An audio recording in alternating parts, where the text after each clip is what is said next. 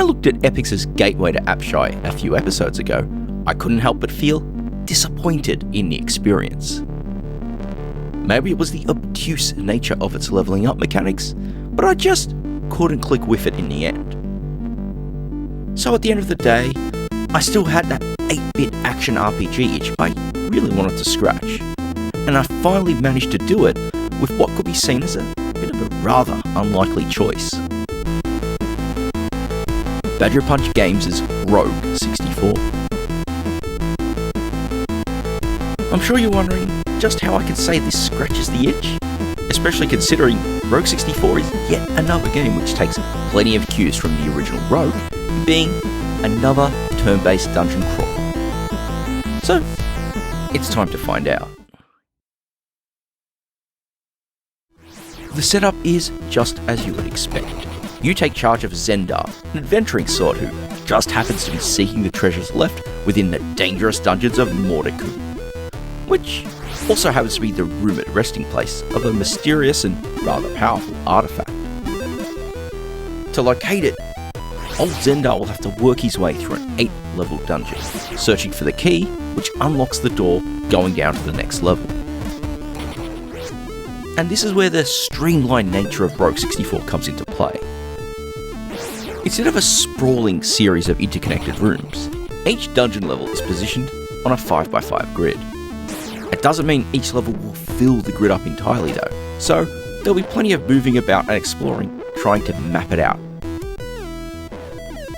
It shouldn't be a surprise to say that each level is randomly generated as you enter it, though the rooms within them are pulled from a pool of hard-coded ones, so you can expect to encounter them multiple times on repeat plays, although the contents inside each room will always be unique from game to game. Some may find this to be an issue, but it wasn't really one for me, especially as you'll certainly visit them over the many runs you're going to take in order to make your way all the way down to that final level of the dungeons. Rogue64's simplified nature is reinforced with its item handling. As you explore, you'll encounter many of the usual staples, starting out with that sweet loot, which offers prime point scoring potential. The key, as mentioned earlier, is your objective. When you've found it, you can run for the exit and move on to the next, increasingly more dangerous level. Then, there's the potions, which come in 3 flavours: red, green, and blue. Green ones are the most important, as when drunk, they'll restore your health to its max amount. You'll also find health pickups which can do the same, the only difference being they kick in once collected rather than being saved for later use.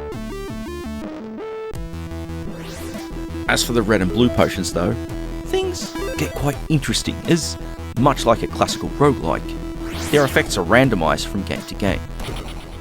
Many of the available effects are positive, like revealing a level's map, halting enemies in their tracks, or clearing a room of them. There are a few special ones as well. One gives you a temporary strength buff, but at the cost of becoming drunk, and thus not fully in control of Zendar for a brief moment of time. I really appreciate the surprises this randomization offers, as even if you're given a rough hand with the potions being spawned, or you can't find enough of them during your run, you've still got a chance at winning the game. Providing you're just really darn careful, of course. Your ultimate means of surviving the challenges of Rogue64 is to level up, which of course is handled in that most time-honoured tradition, defeating the enemies you encounter.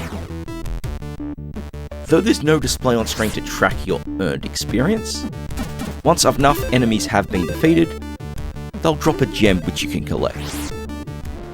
These come in 2 forms. Green ones increase your max health, whilst blue ones increase your strength. Which gem is dropped alternates between these, and so you'll get a consistent upgrade path from game to game. Which I love because it adds to the fairness of the overall challenges, as Zendar's growth is something which happens as a direct result of your actions. not something which happens behind the scenes without an actual connection to what you've been doing in-game.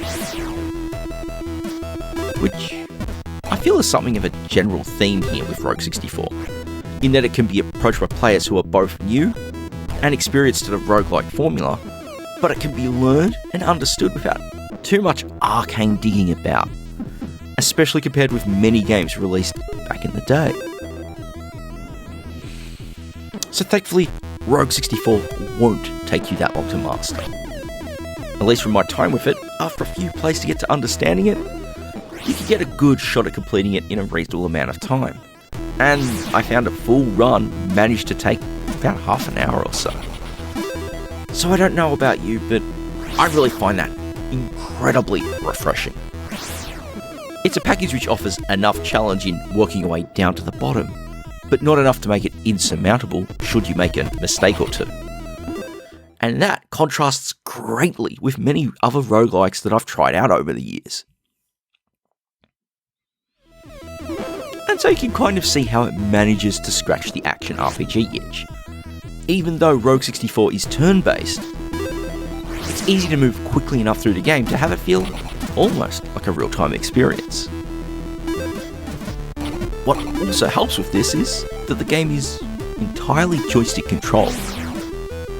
Moving about is self-explanatory. Just move the joystick about and your character moves in that direction. Combat is handled by moving into a square taken up by an enemy. Obviously, repeated movements into that square will make multiple attacks against them.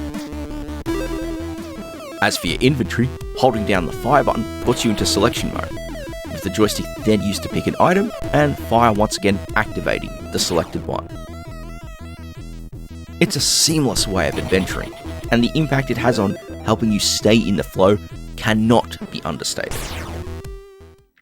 As I found, on the occasions when you happen to meet an untimely end, it's incredibly easy to dive right back in because it's just a few button presses away. So for me, Rogue64 stands out as just being a shining example of taking something which offers a lot of complexity and depth to its mechanics, and not only reworking it to fit within the confines and limitations of a vintage 8-bit computer, but also making it far more engaging in its own right. As I sort of talked about, this is all handled through a variety of tricks. Reducing the number and sizes of levels to conquer is just the tip of that, because it makes the play sessions more manageable in length, which I'm sure I'm not alone in thinking this is a really good thing for many a time-starved player. On top of that, you have the simplification around inventory and potion management, something which really helps you have a fair shot at it, again, even if you mess up or don't get a good result from the randomization. Finally, of course, you've got the controls. Putting everything on the joystick works incredibly well. It lets you focus on that quest ahead, rather than needing to remember which key does what when you're in the heat of a dangerous situation. All of this really makes for an experience I feel is well worth checking out, whether you just want to purchase the digital download, or perhaps go all out for its beautiful and lavish boxed release from Bitmapsoft, which includes some neat feelies to go along with the cartridge. At the end of the day, one of the main reasons I sit down to make videos on games like this is really to get you to play them.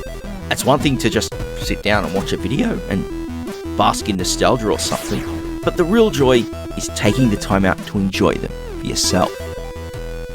And really, there's nothing much more for me to say here than to just remind you to do the usual video things. Like and subscribe at all, because it does help the channel out, and if you want to see more videos like this, it's one of the biggest things you can do to make sure that happens. And of course, to thank you all very much for watching.